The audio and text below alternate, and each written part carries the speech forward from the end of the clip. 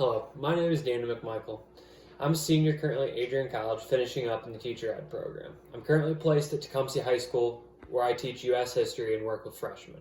I've also been exposed to AP while I haven't been the lead instructor in that program. A little bit about myself. Born and raised in Bronson, Michigan. Went to high school at Bronson High School, where I played 3 sports, baseball, basketball, and football, and was lucky enough to continue to play baseball in college at Adrian College. Played 4 years of NCAA baseball at Adrian, where I also happened to major in social studies and minor in English. Probably one of the most important questions you guys are curious about is why education? Why did I choose this field? And it all draws back down to my mentor, Andy Hatt. He happened to be my English teacher freshman year of high school. To say that he was the inspiration for me to become an educator is an understatement. He was the mentor that turned my academic and athletic career around. He happened to be a football coach and a basketball coach at Bronson, so that I was exposed to him a lot. At the time, I wasn't necessarily a bad student. I was what I would call an underachiever. I did what I needed to do to get by, but didn't go above and beyond just for the mere fact that I didn't have to. I was more concerned about what was going on the field or on the court and less in the classroom. When I stepped into Andy's classroom from day one, he pushed me to be the best that I could be, both on and off the court and in the classroom. And that stuck with me because never before did I have an educator really take the time to be passionate about motivating me like that. Moving forward, that stuck with me even after he left Bronson, to the point where I knew that education and coaching were what I was meant to do. To be able to mold children in a way that leads them to both academic and athletic success, and hopefully future career success later in life, is an opportunity I couldn't pass up. Specifically for my content area, social studies has always been my favorite. Within social studies, U.S. history, but as a whole, social studies is by far my favorite content area for the mere fact that it encompasses so many different topics and so much different content, whether it be government or econ, U.S. history, world history, or geography. All aspects are extremely interesting to me and have been a lot of fun to teach other students and kind of get them enthused about what's going on in these different disciplines. As for an English minor, I've always been an extremely well-rounded writer and a good communicator. So I like to take that passion and ability to write and communicate well and take it into the English classroom to more or less present a non-traditional way of teaching English, in a sense that focuses heavily on being able to communicate with one another, whether it be verbal or written, and even now in modern times, whether it be like a multimedia presentation or a video conference call or a speech. Moving on to my ideal lesson. We'll stick with social studies, and particularly this lesson, or I should say unit, would more or less deal with post-World War II United States up into 1970. It necessarily won't focus solely on the Cold War, but it'll break down this time period by decades. So it would go 1945 to 1949, 1950 to 59, and 1960 to 1969. In the better part of each of these decades, there's significant cultural and societal change in the United States that is really important for students to grasp.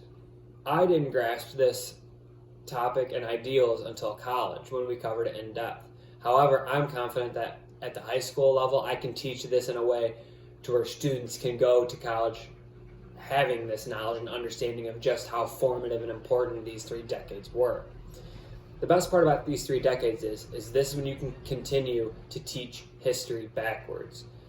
The results of the events of these decades are more current and fresh in our minds, and especially in our students' minds. So to take what we know as the result and work backwards and figure out how did we get there is a different way of teaching that students necessarily aren't used to and tend to respond more positively to.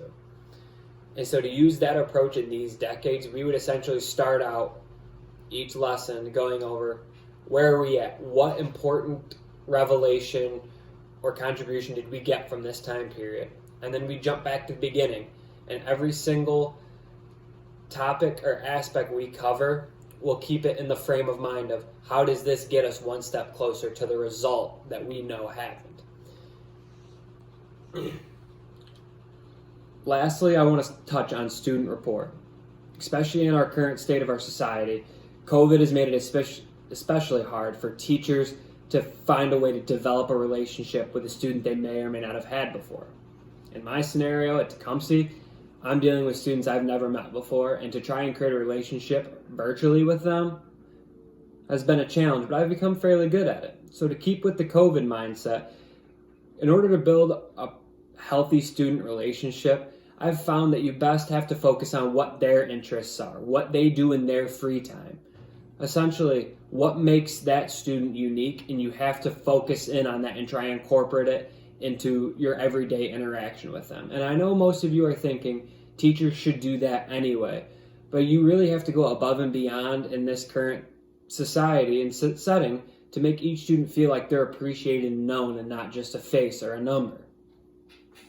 So essentially, by touching base with students via email, chat, or Google Meet, or Zoom, and checking on their well-being, their personal progress and personal growth, not just academic, because we're all going through this together, and essentially everyone needs that checkup, especially students at this time when they're dealing with school, the possibility of athletics being canceled, and just the turmoil of what's going on in society. They need just another voice to know that they can be heard.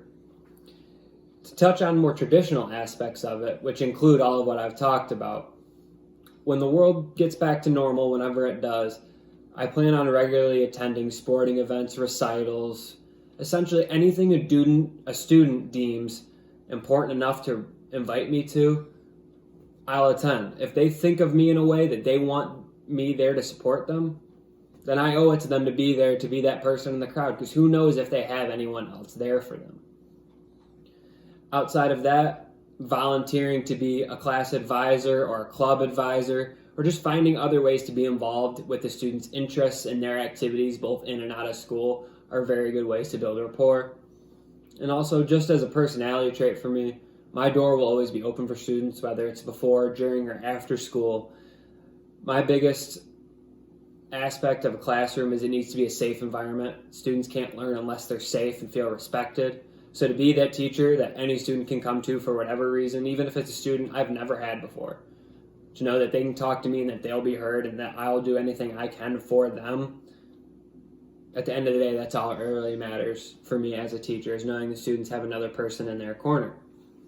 I'd like to thank you all for your time, and I look forward to meeting with you either in person or virtually for the next step in this process. Have a good day.